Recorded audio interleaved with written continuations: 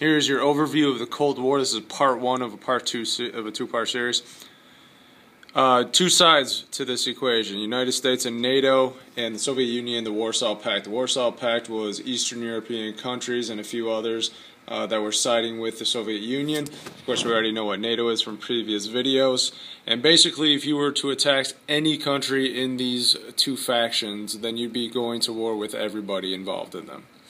Now, the Cold War had several different aspects going on. Espionage was big during the Cold War. This is basically spying on each other. The KGB from the Soviet Union, the CIA with the United States, all kinds of propaganda. This is kind of media things. We have, propaganda against the United States and propaganda against the Soviet Union, people speaking out against communism, people speaking out against capitalism.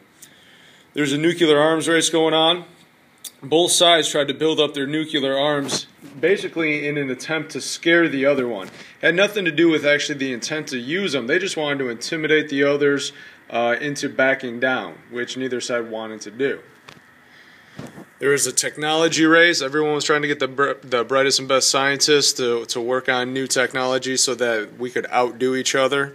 And the Cold War even spilled over into sports. The Miracle on Ice in 1980 at Lake Placid, the U.S. beat the Soviet Union. The Soviets were dominating all of hockey, and the United States ended up beating them, and this was one of the biggest events in sports history. And then there's the space race. We developed NASA, trying to get to the moon, but the Soviets actually beat us into space by sending out Sputnik. This was the first satellite, and all it did was send out radio waves throughout space. But although we did see this as a defeat in the space race, but since then we put a lot of money into it and have definitely exceeded their expectations. So some huge events of the Cold War, and we'll follow that up with a few smaller skirmishes all over the place. In 1961, we have the Bay of Pigs, and basically what this is JFK, President John F. Kennedy, sent a group of CIA counter-revolution soldiers into Cuba to try and overthrow the government. Fidel Castro at the time was just a military leader. He was not the president of Cuba. He ended up putting down this military assault, and this looked incredibly bad for the United States. And we have the Berlin crisis. Basically, the Berlin Wall was not created yet. There was East and West Germany. East Germany was supported by the Soviet Union. West Germany was supported by allies. And people started leaving East Germany. About 20% of the population fled East Germany to West Germany, and these were the brightest people, the smartest people. They wanted to work with the allies. So the Soviets built the Berlin Wall, and that stayed up for many years until someone named David Hasselhoff stood on top and danced and sang. And you guys should YouTube it because it's absolutely awful. In 1962, we have the Cuban Missile Crisis. This was considered the most serious case in the Cold War, the most severe case, because we actually came to a point of total annihilation. Both sides not going to back down. Both sides willing to destroy everybody with nuclear weapons. So what happened was Fidel Castro was getting supplies from the Soviets to build missile silos on Cuba. Once we found out about that, we sent a naval blockade around Cuba. However, in international law, a naval blockade is considered an act of war. So the Soviets did not like this. We didn't like them building missile silos on Cuba that were aiming at the United States. So we came to a compromise, thankfully. The Soviets agreed to remove and dismantle any kind of Soviet missile paraphernalia, and we promised not to try and invade Cuba again and leave them alone.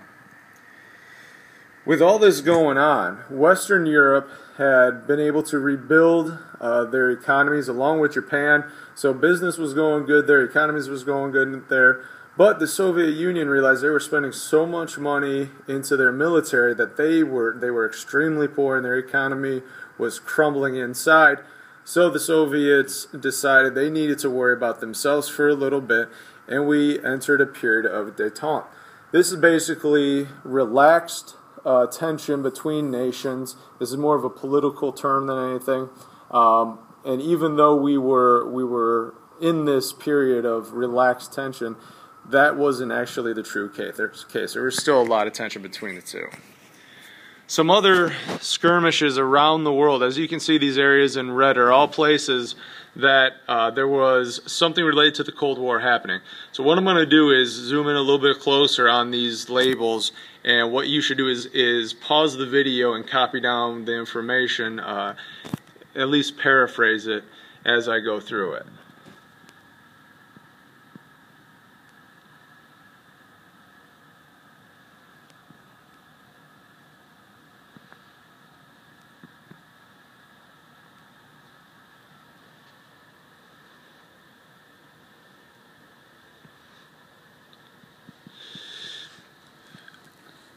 One of the defining factors, one of the solutions was the SALT conference, the Strategic Arms Limitation Talks. The United States has sent over Richard Nixon to speak with Soviet officials about anti-ballistic missile treaties.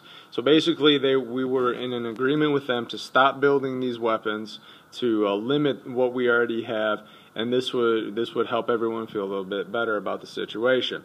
And everyone agreed to it. For a while, we actually were on good terms with the Soviet Unions. We wanted to help their economy. They wanted to help ours. And in order to help them out, we started trading with them again. And things seemed like they were going to start getting better. Our relations were improving. But we will see in part 2 of this series that was not the case.